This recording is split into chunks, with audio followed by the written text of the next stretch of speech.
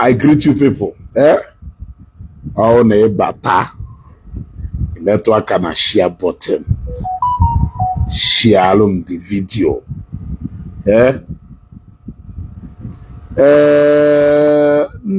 My brother, I can for a long time, Adama Abia live broadcast for a long time. The other go, all in a wash. You noticing for some time, Adama Abia live broadcast. In fact, I even rarely post for a long time. It's just that from 3 days ago, I decided, let us come back. The other go, can she get her back? So, I want to join all this broadcast. Malaki metwa kana share button. Share on this video. Mathias was arrested. He was taken to Abuja. And after some days, like 3 days to 4 days, he ought to go.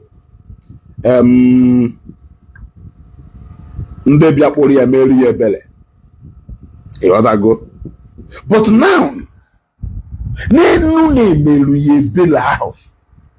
what is the fate of Mathias?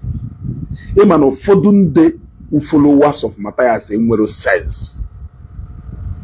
I'm so sorry to say that, but you people should pardon me. You know that go? Remember, when I came newly on this app, Facebook, when me page in bata, Nikuku so jen ijuwa we one day, then I'm more ijuwa we one day we see me zugo. No will the best language you will use to talk to these people, and they will understand. And they know, and behold, I later found out that na umukuka will the best language. Hana gota, he gotta go. He will sense. The man in Lukwana Abuja, he sensed what is about to happen. He gotta go. He sensed what is about to happen. Oh, bulo no bulo, because now Mathias decided once more to choose sense, to choose wisdom over pride. That guy akata just chafu for say oyetu akowasi wedo. Happen makando to waja, and then I say thank God that waja was honest enough to give you people a clue of what happened. And let me tell you people, let me show you people what waja wrote, so that you will understand the example of what happened, a clue of what happened. Also,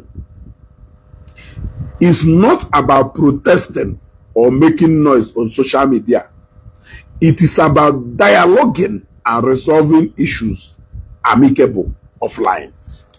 And I ask, Owolona Chief Peter Inozue, wo wayoko oguru Mathias, the same way Mathias assumed na that particular video. Why would there be any dialogue? Now, I ask you a question. Somebody they make arrest. Somebody like Charola decide there to come and arrest you for something. Oh no, nyaho wo dialogue ko na show at first. Or police must not be there before you people will sit on the table to talk. But the moment Abia may arrest, dialogue, but it means no one push for that dialogue. So Mathias is always wise enough to always choose dialogue each time Emily arrest. He did that when Akozion arrested him, and he repeated the same thing when Peter Inozue arrested him from Umuchi. I ask somebody that came on Facebook and labeled people business criminals. Na ha napụrụ ya ego, na ha napụrụ ya millions of naira. Ewe kpọtara na Abuja wee sị go bịa tụọ evidence gosiri na napụrụ millions of naira. E bịa luo ebe a, you shows dialogue. You shows dialogue.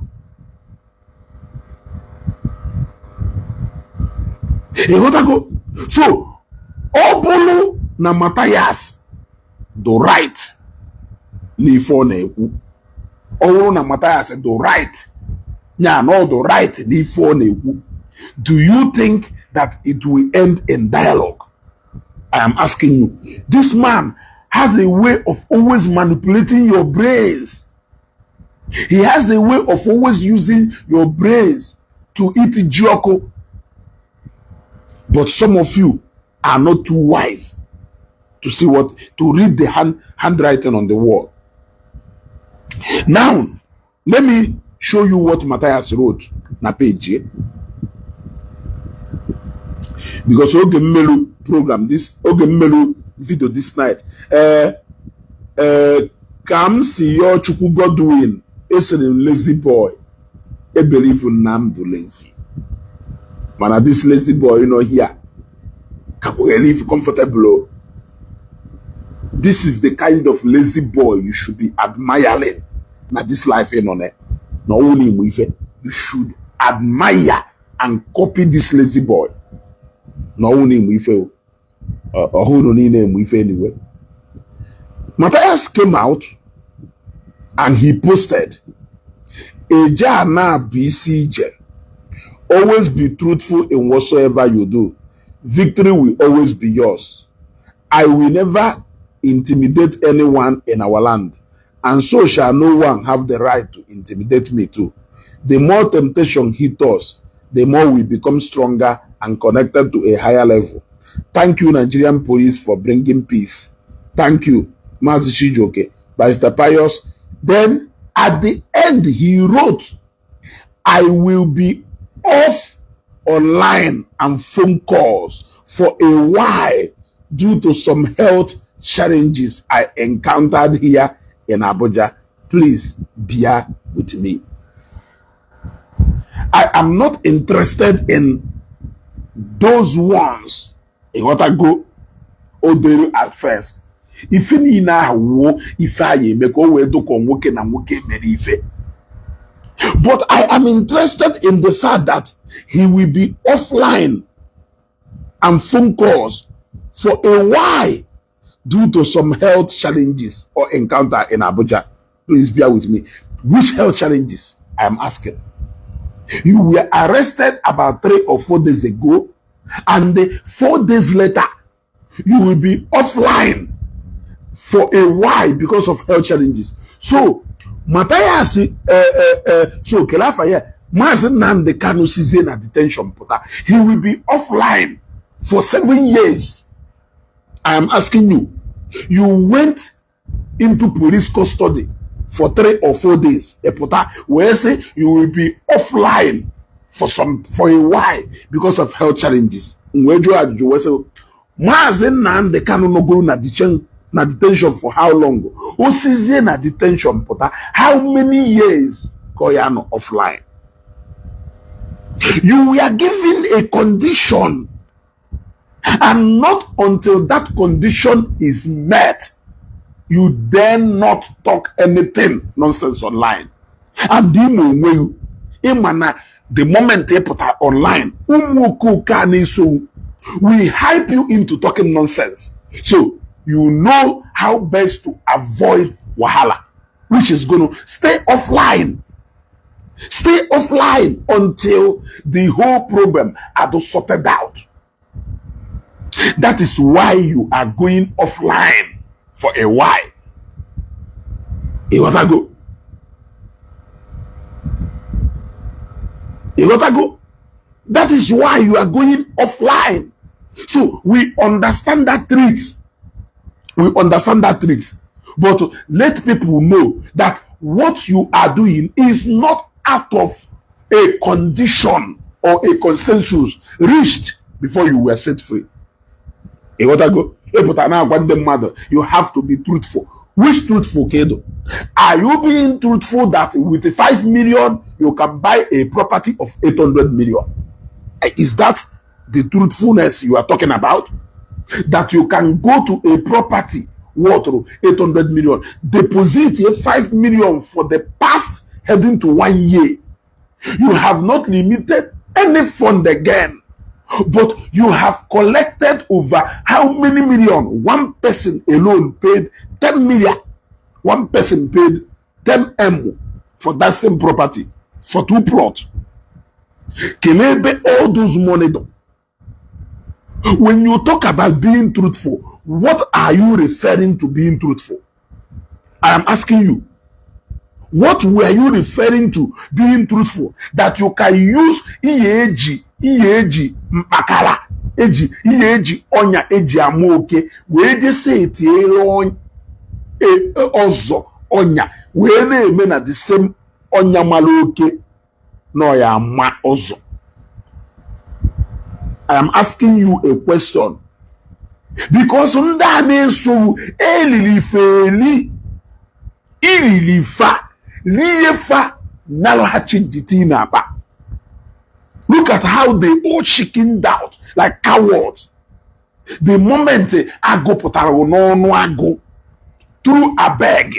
So many people came in begging. You were begging. We got the whole force headquarters. Keta.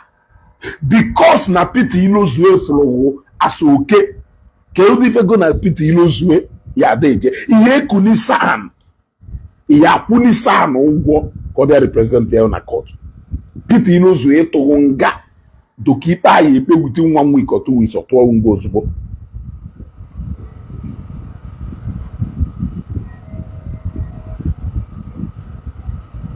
See what I go?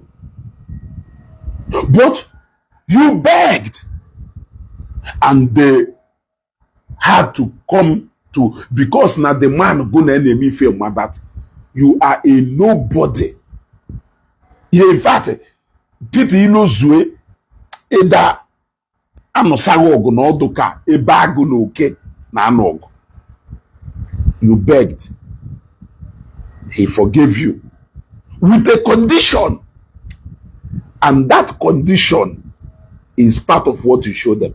Because look at you, Nnamdi Kanu. Hello?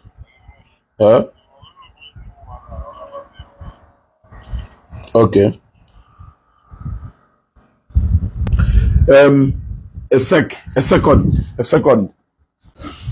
Okay. Anyway, I just went out to go and handle something. You want to go? Remember, okay, Akuzayon arrested Sharia and he came back. One of the conditions, in fact, we did this thing 2 times. Opposed to this thing 2 times. You want to go? Okay, Akuzayon arrested Sharia. One of the conditions in your wona. No, ye may. One of the conditions in your no, ye may video, a live more like a conference video. We address here members here, caution no members here, and address the issue in a more responsible way. Call for calm. He agreed. Now, when he came back, he decided to do a little bit of buga. Omewe, I made the video that time. Now, first thing on Monday morning, that they have notified his lawyers to produce him in Abuja. The moment he make that video, he ran like a one-war. Obosoka one-war. We made the needful. Ebe omelu the video omelu. Ndo tuwe we shete ka unya we she bueko kwa. So this one opotakwalo with a lot of conditions. He got to go, and him telling you people that he will be offline for some time and he will not even answer call. Kegale when I call where Jupiter you to oyaza to call uguru oyaza call ejike oyaza call waja oyaza call any of you ona po Jupiter you to no. He is wise. So what it means is that for some time now, for a while from now, there will be nothing like Okwapopa Wona, why Chineke Juwe forsake you. There will be nothing like, look at accident here, main and poor. Why Chineke Juwe forsake you? There will be all those whining. Look, let me tell you, I Chupu Mathias from Facebook. Kelebe Shimanin Temple not today. Kelebe Jeff Ezobi not today. Kelebe Mampasman not today. Kelebe JCN Haba not today. Kelebe Mwomila Fulanya not today. Kelebe Akwa Kuko Neti Waka not today. Kelebe Awumun Kako Wiki the name of Pelosi and Kibazo. Kelebe Ono. Kelebe Onye Jesus. Onye say Jesus, the father of all the men, not today.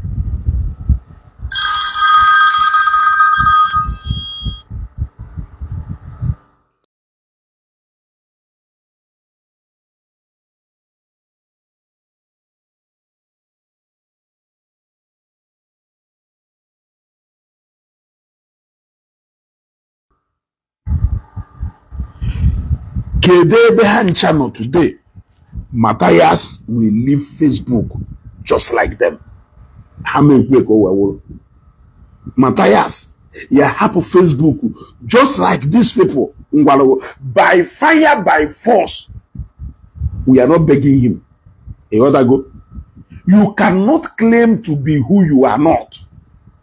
It can only take time. If I don't know, the mother will fall off.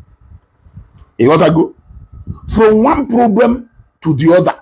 From one problem to the other. I challenge Mathias to come out openly on Facebook and tell people what happened in Abuja. He dare not.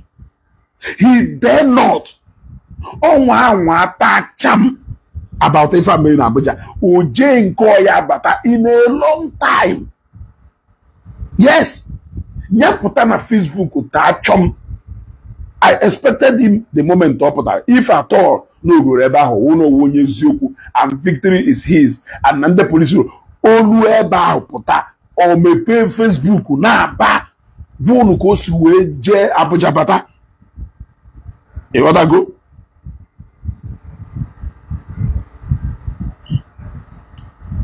Yeah? Or Bonu Kosu Je Abuja Bata. Manu Jechalo Bata, Bonu no ya no offline.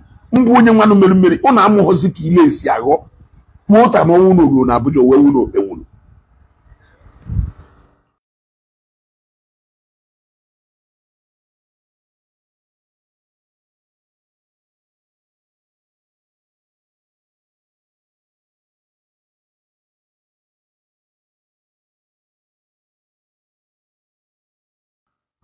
E wata go?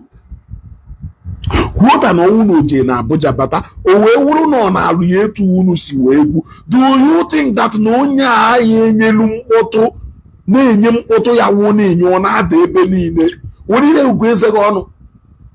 Wodile ugweze go ọnụ. Nwoke ubenjosi ka ọ nalụ. Nwoke ubenjosi ka ọ nalụ. Ndị ụmụ oji walụ ya agba. Ndị ụmụ oji gosiri ya na mkpọtụ ọ na-enye na Facebook. It can only end in Facebook. Go? Mathias Igbago no na ya fear online for a while. Yeah?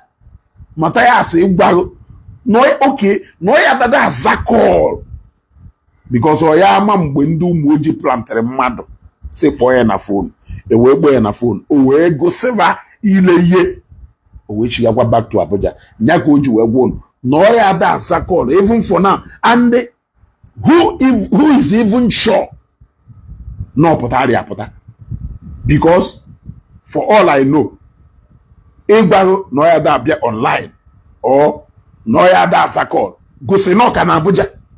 He might still be confined in one place. Yes, he might still be confined in one place. How can he tell you that now only 3-4 days on a detention? No, you punizio no need to take care of health. Gunu meliye agwala. This may be a plot to rechannel your attention as more to somewhere while he stay in Abuja for the matter to be settled permanently. Can you follow Gmail live broadcast? Can you follow Gmail video? Can you follow G share and can the mother eto say share yambo? Why are you not offline? Can you follow G Zakol? Anamajo ajujo. Can you follow G Zakol? If truly that no as free as it was when they claim, Kelife Patama as Zakol, Anamajo ajujo. If truly na Mathias ema to as free as it was pretend, Kelife or ye Zakol. Kelifo ye just do share nke mmadu. Kelifo ye just do mevido nke nyama. You will ajujwa. Make sense for once. Yeah? Make sense for once. Do you think that na Mathias do free? Where if what you ever hear, can you read any update from page here? Why the problem will be settled in Abuja? Man, all the free. I doubt not the free yet. Ma paku isi ye. Bakwa ye. Tomorrow honest. Tomorrow safe. Ma paku isi ye. Not the free. Not free. He might be allowed to have his phone, a J meeting. Remember that during the time of Nkakosayo, no battle. Back. What Mathias cannot do does not exist. A Yahoo boy na amucha format niile ana amucha ngwam weje ohi. Which kind of freedom can Mathias ema yeji we say no ya no offline for a while? How long are you going to be offline? Can you tell us how long you are going to be offline? We will make you to come back online in full force. He will buy na nke ubese aye megidogi ife wogido irikwa uwe pride we putakwa akana be we wo ofu na nke ikpeazụ chitagwara mgbe isi nke Akosayo mbata ejuru na ihe mi fego na ndị polisi kwekọrịta a na-eyi eme 9 minutes ifunu ga achọ ka ibere na mgbawu imeye ndị otu niile gọba gị onwe ife ha kpọfọ. What is it you are hiding? So in fact, Mathias that is not coming out online to talk, Mathias that is not coming out online to shout, Mathias that is not coming online to say anything, that is not even willing to take call for complaints of people. Who is that Mathias? Is a Mathias in detention. What is incarceration? Incarceration is when you are being held against doing all those things in a baby before. That is incarceration. What it means is that you are still incarcerated. Yes, because the only way for people to know that Mathias is very much alive and kicking is by him always posting nonsense on Facebook. Yes, it's by him always posting nonsense on Facebook. That is the only way people jama na Mathias no alive and kicking. So now that he cannot take calls anymore, now he cannot come online anymore, now he cannot even post on his page. What difference of Mathias came after than on detention? Either ways, he is still crippled. He can't do anything. He can't do anything, meaning that he is still in detention. He is still in detention. Akwaka again. I don't intend to be on this broadcast for a very long time, but okay for Mathias, I make it doggy until the day you will run away from Facebook.